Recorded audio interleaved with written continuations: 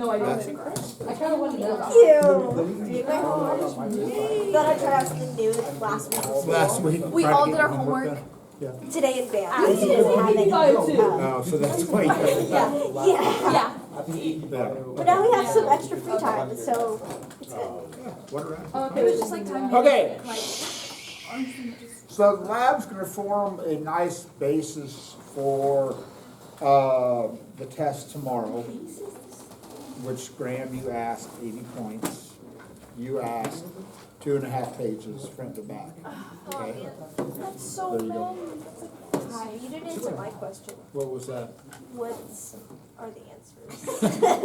One of them is C. Are you sure? Which How one many? would that be? I don't, you, So again, if we get to the there more entire than test, one? see, again, is there you one? asked what is one of the questions. No, I Or said one of what are the- the answers? And I said one of them is C, and I didn't lie.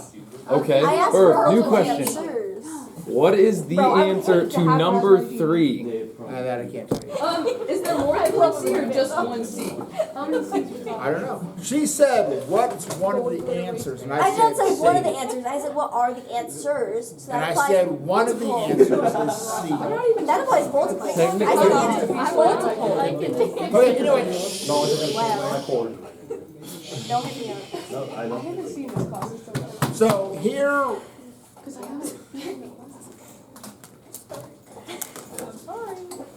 here is the whole basis of the lab.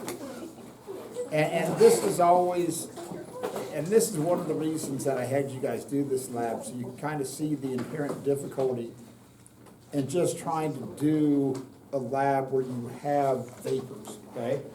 I mean, even if you look at this, okay, hey, you put some in there and you put it in boiling water, and some of you baptized it, okay?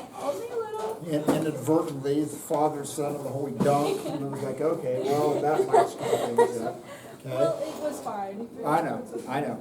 So, but then it's also like, how do you keep it isolated? Because, you know, when you boiled it all off, and here was the theory, was that once that boiled, this area up above became saturated with vapor. So obviously, we can only do this lab with substances that have a boiling point below that of liquid water. If any of these boiling points were like 120 degrees Celsius, we couldn't use a hot water bath because they would never boil off. So that's why we picked the 3 that we did. So if you look at, and this is one of the things that you need to look at. So if you look at the boiling points, ethyl alcohol has a boiling point of like 78 degrees Celsius. Acetone has a value of 56 degrees, and isopropyl alcohol is 82.5, okay? So you should be, if I just gave you that information and said, okay, which of those has the greatest intermolecular forces? What? Highest boiling point, remember. Because boiling point is a reflection of how sticky it is, okay? So this has the highest boiling point. Now, the question being, is that why? Well, this is why I had you draw those structures. So if you look, isopropyl alcohol and acetone both contain 3 carbons, okay? Both of them, if you look at the structures on a comparison, both of those have 3 carbons. So, and the formulas are fairly similar. So based upon London dispersion forces, acetone and isopropyl alcohol are going to have similar London dispersion forces because they have the similar number of atoms, okay? So the difference can't be based upon London dispersion forces because of the fact that they're a similar type structure. So the difference being here is one of them has, and this is the whole point of this question, is that when you get down to number 5, even though acetone has oxygen and hydrogen atoms, why doesn't it have hydrogen bonding? So if you look on acetone, you have a carbon double bonded to an oxygen, and then you've got like a carbon over here and a carbon over here. So also remember, in terms of orbitals, what do you have to form a double bond? At least one unhybridized orbital. At least one non-hybridized p orbital. So this is why when you look around the central carbon, you have 3 regions of high electron density. And again, this is the logic portion of this.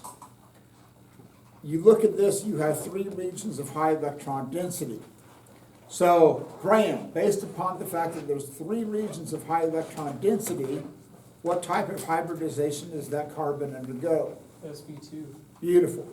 Now, here's the next step in the logic process. Oh, we have sp2 hybridization. So that means you screwed up the s and you screwed up 2 of the p orbitals. But how many total p orbitals do you have? 3. So we've screwed up the s, we screwed up 2 of the p. That leaves a non-hybridized p orbital to form that second bond with the oxygen. Okay? So that's something you should, at this point, you should be able to easily recognize. Go, okay, hey, right, 3 regions, sp2, cool. That's what allows me to have that non-hybridized p orbital, and that's what allows it to make that double bond with that carbon. So here's one of the most common misconceptions when you talk about hydrogen bonding. Oh, you just have to have like a hydrogen, a nitrogen, and an oxygen and fluorine somewhere within the structure. No, the hydrogen has to be directly bound to either the nitrogen, the oxygen, or the fluorine, the NOF. So in this situation, yes, you do have carbon, admittedly, and it's bound to an oxygen, and there's a bunch of hydrogens around it.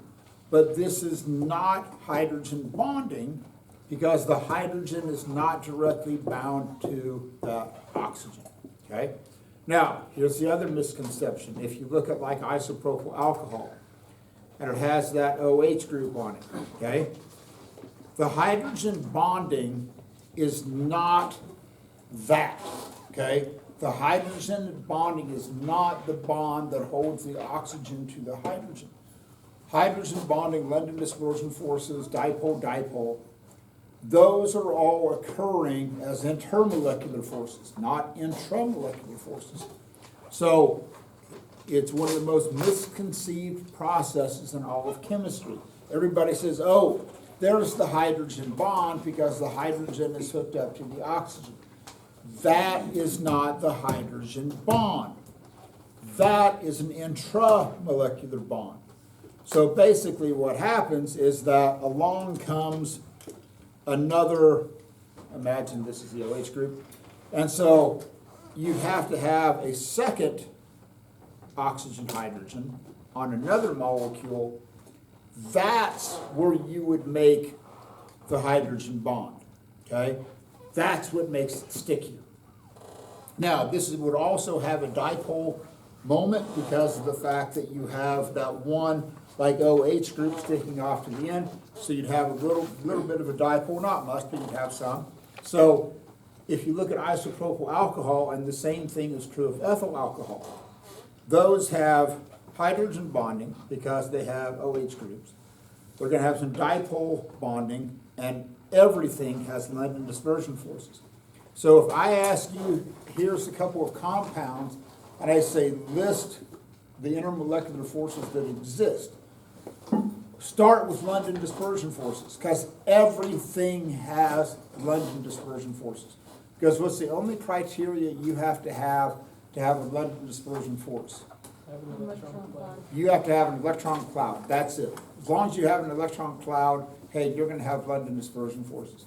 So the only thing that you have ever studied, what's the only thing that you have studied in this class that will not have London dispersion forces? Photon. Hydronium ions. Yeah, hydronium ion, H+, okay? Because it's just a proton. It's like, hey, do you have London dispersion forces? Nope, don't even have an electron. I kind of got screwed on the deal. I'm just a lone proton. Okay. Now, if I were to add, I'm gonna give you this bit of information. So ethyl alcohol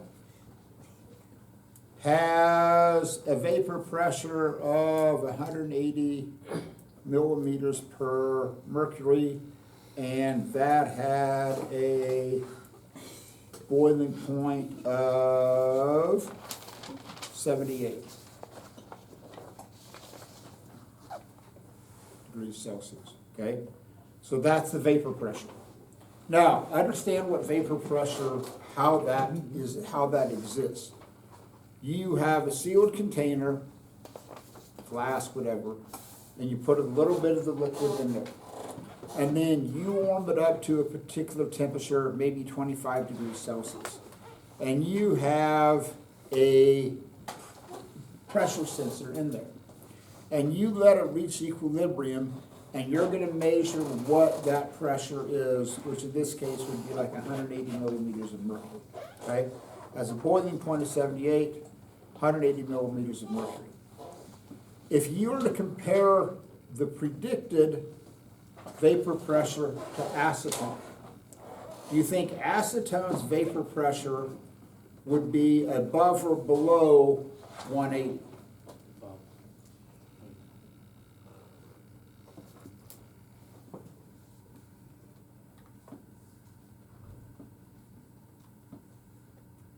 Above or below? Why? Because that has a lower boiling point, which means the bonds break more easily, which means that there's more moles of gas. Ah, okay. So acetone has a lower boiling point, right? That's way down there at 56. So if you try and find the vapor pressure of acetone, you'll find that that's higher. So there's an inverse relationship between boiling point and vapor pressure. So acetone has a lower boiling point. That means that it's, again, it's horrible, but it's a very visual thing. It's less sticky, okay? So if you put acetone at 25 degrees Celsius, because it has a lower boiling point, that means it vaporizes easier. So that means that vapor pressure is going to be bigger than the other ones are going to be.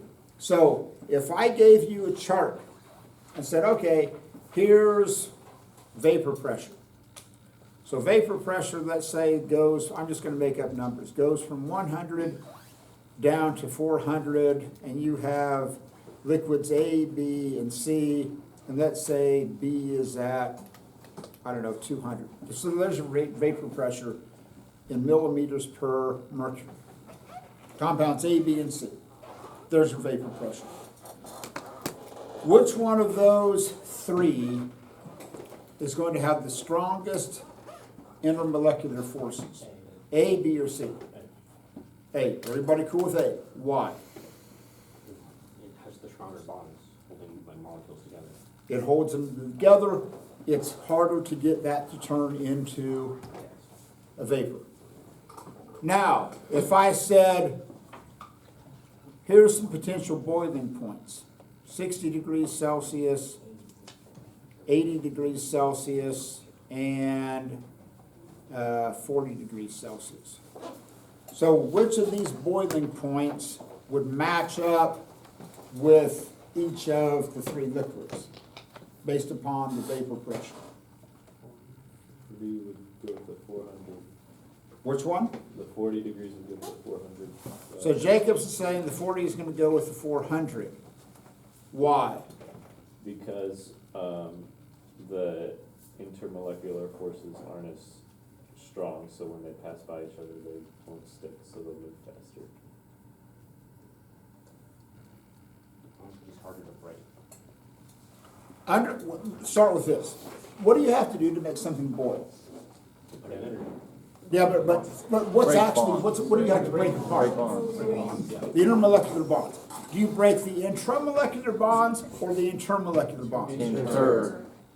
How do you know you don't break intramolecular bonds when you boil water? It's still wrong. Yeah, if you did, you would get what? Hydrogen.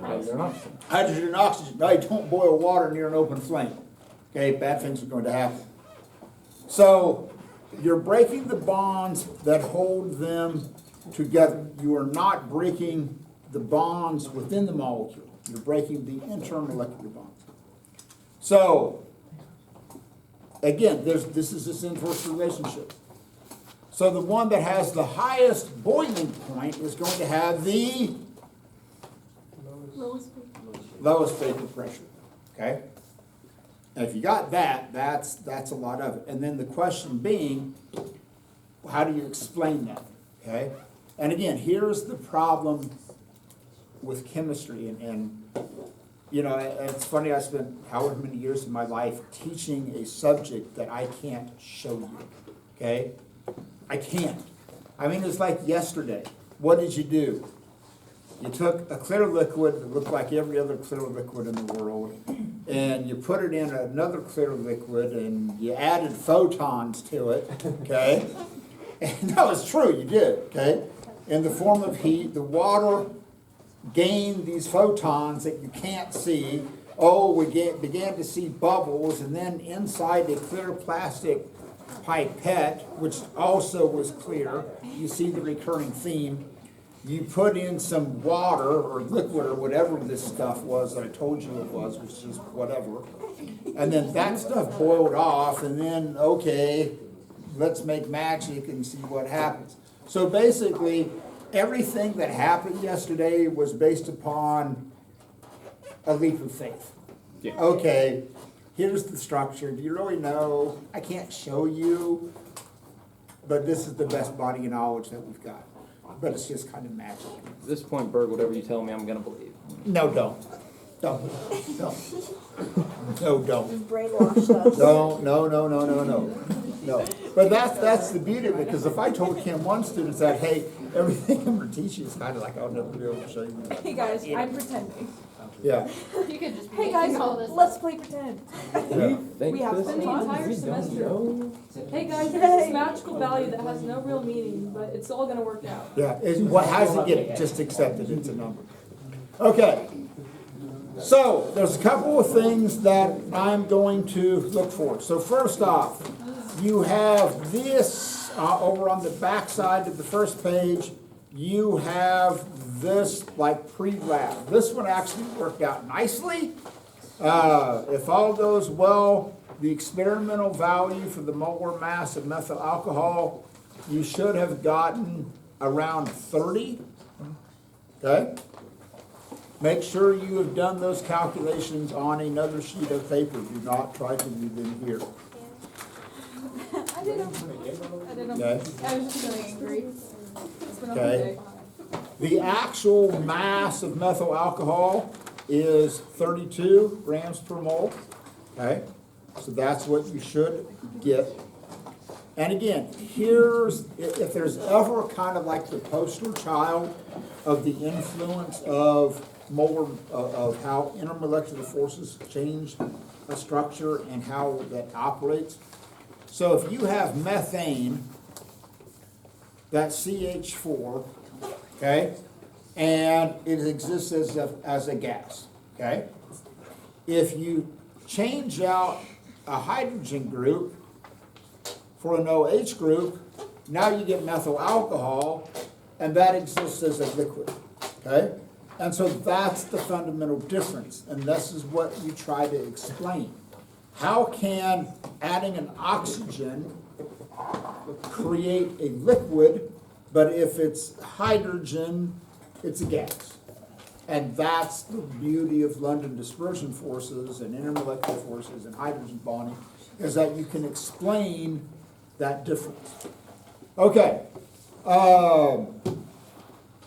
So what I'm looking for, and I know some of this data might be way off. Okay. So out of curiosity,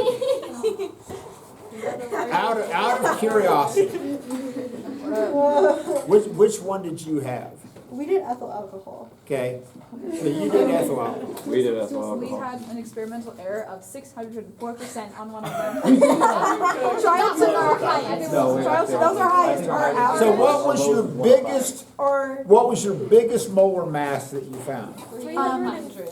360. Yeah, 360. That was the one with the Grams per 600. mole. Oh, it was actually 680% error. Oh, Yeah, okay, they had a bigger one than we did. So what was the smallest one that you got? 88.58, which was only a 90%. Yeah, that's not bad. 92 really good. Okay, Yeah, so, and then we had a respectable 200. and you have what? We had a respectable 200, it was right in the middle. Right in the middle. Okay, so this is, and this is the problem. It's like, okay, here's were 3 trials, all done under the same conditions. And you're ranging from basically 90 to 360. Whoopsies.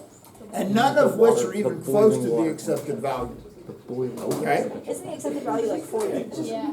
Yeah. 30 something? Yeah. So even if, and what's the default thing when you have varied data? What do? Take an average. Well, you take the average. Oh, our average? Oh, yeah, no, if you you know what, I take did the it. average of this, it's probably around 200, Yeah, it was. I deleted it. okay? And then even if you compare numbers within Our the biggest is class, 300. okay? Like, You're a little bit bigger. what do you get? So therein lies the problem. It was like, and you guys had pretty good technique. Well, okay. Hey! Whoa. Hey! Other than the baptism. I will not accept that. I did my best. Okay. It was slippery. It was warm. I didn't want to burn my fingers. Okay. So therein lies the problem. And this is just trying to find molar mass based upon a gas. Imagine trying to actually find the structure of it. I mean, like, okay, we talk about, oh, here's a string of carbons, and we can build these nice little models. But how would you actually determine the physical structure of a clear liquid that doesn't interact with light? And how could you find what that looks like? That's the inherent struggle Bird, of chemistry. can we just like throw out an outlier? Because we may have had one that was like 600% air, and then the other 2 were like 100% air. You know, Yeah, so. can we Yeah. just throw out the 601? Take the average. Here's the main Throw out the thing, is 601. that, you know, can I at least see like one of your calculations? That's the main thing. They're good though. Okay, Wait, no, we haven't touched our numbers. You wanna see ours? yeah. You want our Which lowest one or- did you have? Acetone. Okay, what'd you get? 0.05%. Whoa! Someone really wrong. 0.05? Oh my gosh. On all 0.05. 3 trials, or just that was your No, our best highest one? was like 3.4%. Really? Yeah, Wow. that's crazy. That's I only do this they lab. can't top our 600%. No. What? Yeah. It's actually 680. So you guys were like right on. Yeah. That's great. What? We're And ours was a train wreck. It's It good because I definitely got acetone in my eye from it. Like, I was burning up all of physics. What did you do? I burnt my finger too.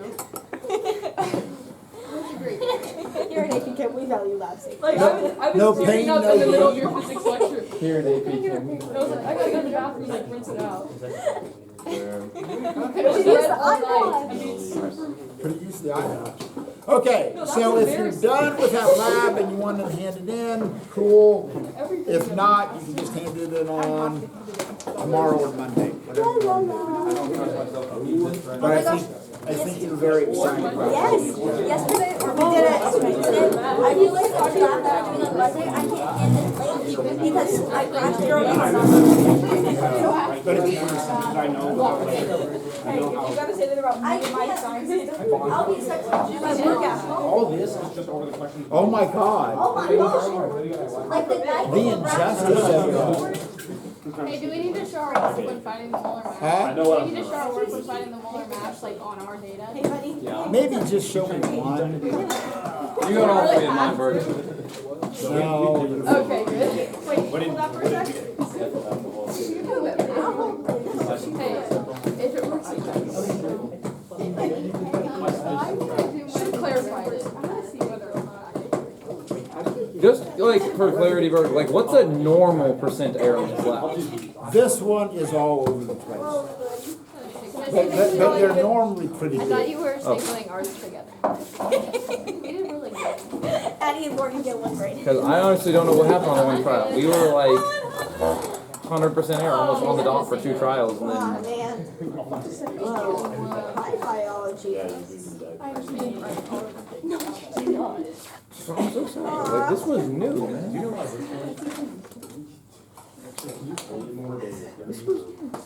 So what do I, it's my actual. Okay, so test bar, some of it's just gonna be terminology and trends on the periodic table. So you got 3 big ones: electronegativity, electron affinity, first ionization energy. So if you look on, and that's that one has that periodic table, that one that I handed out because I forgot, it somehow didn't get attached to that first set of lecture notes. So all of them are basically based upon either how strong an electron hold, or an atom holds onto its own electrons, or how willing it is to steal from another one. So if you compare the 3 classic ones, and these are the extremes: the alkali metals, the halogens, and the noble gases. So let's start with this. What's the difference between electron affinity and electronegativity?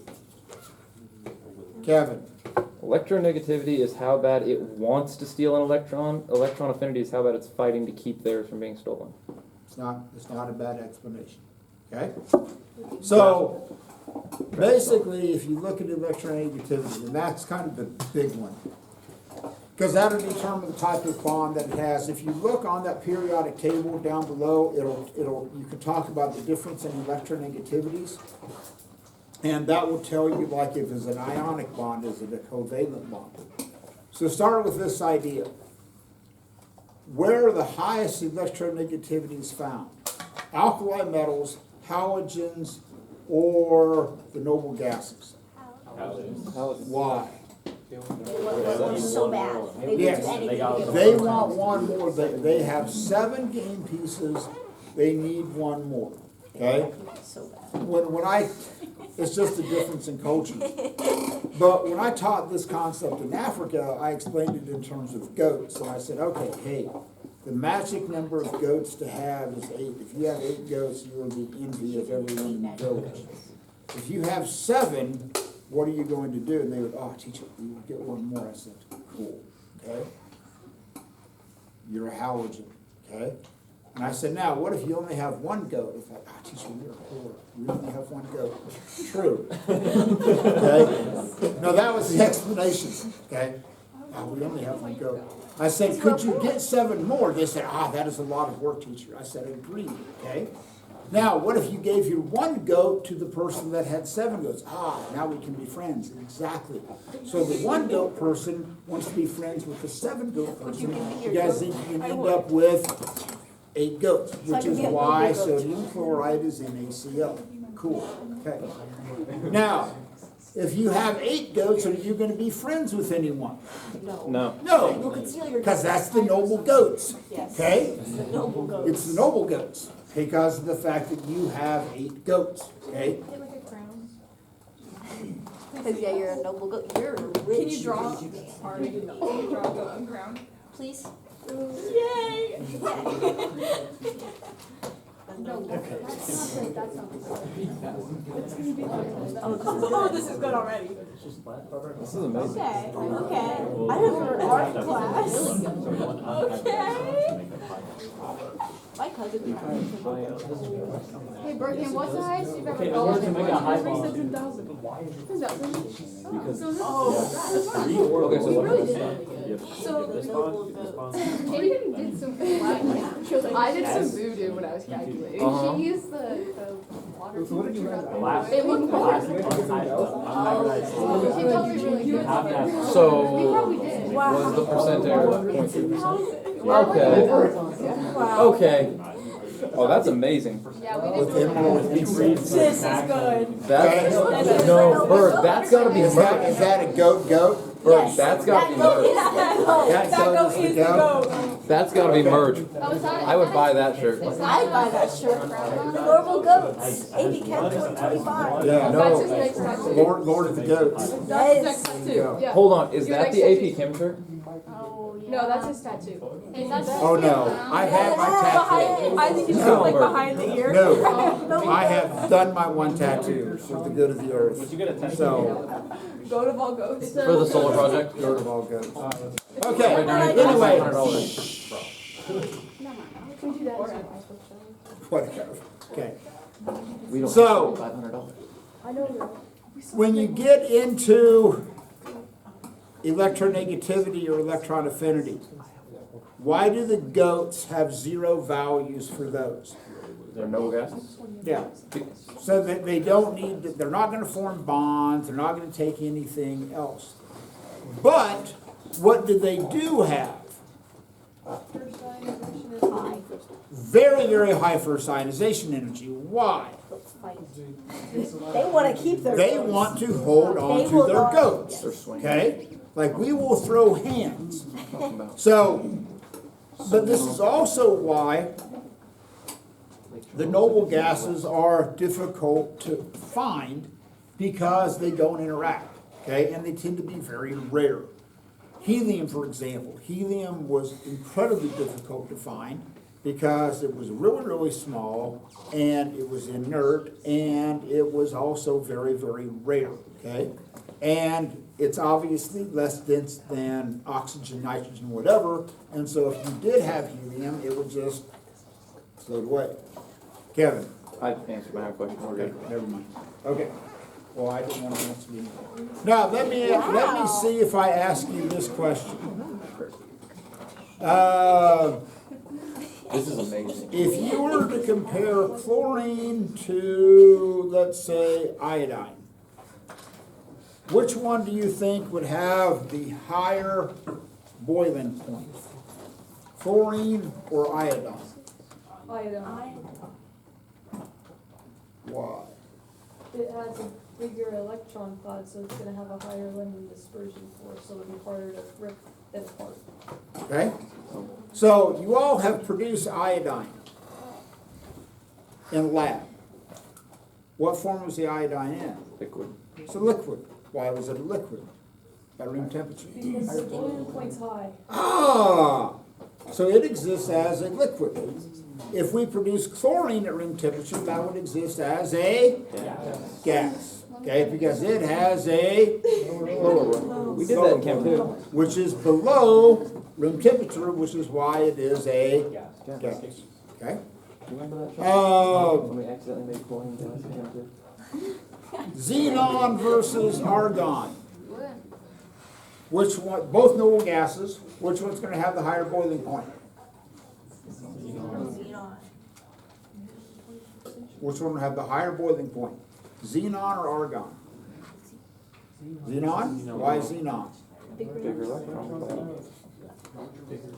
Start with this. Which one's further down? Xenon. Xenon or argon? Xenon. Xenon. Xenon has the bigger electron cloud, therefore it is going to have Greater abundance. greater than London dispersion force. Okay. He was, I know. Now, if you were to compare the electron affinity, which one's going to have the higher electron affinity? Argon. Chlorine or iodine? Why? Closer to the nucleus, so greater force. Beautiful. Okay. Now, with that said, what do you know about hydrofluoric acid versus hydrochloric acid? In terms of which one's a strong acid and which one is a weak acid? Hydrofluoric strong. Hydrofluoric. Hydrofluoric is a why? Explain it to me in terms of electron affinity and electronegativity.